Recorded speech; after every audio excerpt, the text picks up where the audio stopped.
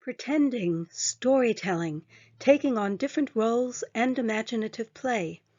Activities that come so naturally to us when we are young that it's sometimes hard to find the line between spontaneous play and the educational theater genre we call creative dramatics, a wide-ranging activity that can be explored to engage learners across content areas, but can also form the basis for more specialized education in the art and aesthetics of theater. For this first module, you'll read several overview pieces about creative dramatics so that you'll have a grounding in the history of the subject before we dive into actual practice in the weeks to come. You'll first be introduced to Winifred Ward, known as America's First Lady of Drama for Children, who in the early decades of the 20th century developed her storytelling classes into the very beginning of creative dramatics and story theater for children. Next, you'll learn about Nellie McCaslin, a great pioneer, scholar, and advocate for creative dramatics, who in her History of Theater for Children in the United States describes Adelphi's own pioneering Children's Center for the Creative Arts.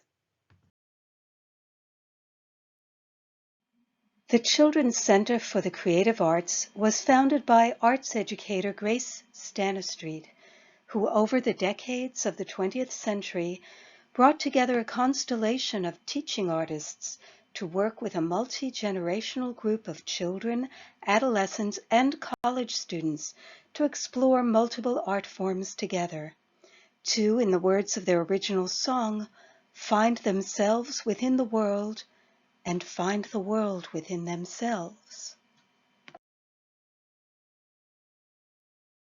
You'll also read a short article by an early childhood educator who argues for process rather than product in arts learning and connects this argument to visual arts learning. Finally, you'll view a montage of well-known TED Talk clips about the importance of play for all ages, because play is so intricately bound up with the notion of creative dramatics. You have 2 assignments for this week. First, please introduce yourself via VoiceThread. Directions and a short video appear on Moodle. Remember, you have to use Chrome as your browser for that application to work. For your main assignment, you'll construct your very own definition of creative dramatics, including examples from the reading and sharing a personal experience. In addition, you'll discuss your own understanding of what is meant by process versus product in arts education.